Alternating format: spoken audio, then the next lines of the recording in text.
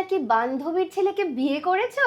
ছি ছি ছি, এবার পুরো গালাগালি করে পুরো ভূত ভাগিয়ে দিল আমার বান্ধবীর ছেলেকে কেন বিয়ে করেছে। সামনাসামনি দেখা হলে গলা জড়িয়ে গালে করবে, কিন্তু পেছনে গিয়ে আছলা বাস দেবে। আচ্ছা, তোর এখানে পর কি শুধু পাওয়া যায়, বিফ পাওয়া যায় না? কি বলছো? ছি ছি ছি। মানুষকে তো একটা জিনিস দিয়েই ভয় দেখানো যায়, ধর্ম দিয়ে। বাবা মার বিয়ের পরে পরেই মারিচ সংবাদ মঞ্চস্থ হয়। উৎপল দত্তের মতো ডিরেক্টরকে পেয়েছি, তখনও কত ছোট, স্কুলে পড়ি, ক্লাস 5 অবধি ইংরেজি এবিসিডিও জানতাম না। মেসি শহরে আসে, গর্বের সঙ্গে বলে, মানে ইংরেজি বলে না। আমরাই তো আমাদের ভাষাটাকে দিনের পর দিন ছোট করেছি। সেই সময় পরিবেশটা, কাজের পরিবেশটা অনেক অনেক বেটার ছিল।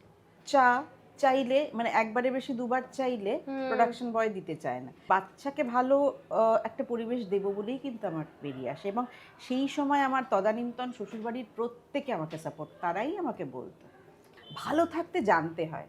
আজকের জেনারেশন ভীষণ স্ট্রেট ফরওয়ার্ড, কাজের জায়গায় বন্ধু হয় না, প্রতিবাদ করার জন্য কখনো কোনো পক্ষ নিতে হয় না। যখন যেখানে অন্যায় হবে তখন সেখানে আমাকে পাওয়া যাবে। যারা কুপ্রস্তাব দেয় তারাও একটু বুঝে শুনেই দেয় যে কাকে দেওয়া যাবে কাকে দেওয়া যাবে না। আমি ভীষণ নিজের মনের যত্ন বেশি নিয়েছি। আজ সবার রঙে রং মেশাতে হবে, আজ সবার রঙে রং মেশাতে হবে। ওগো আমার প্রিয়, তোমার রঙিন উত্তরীয় গল্প জুড়ে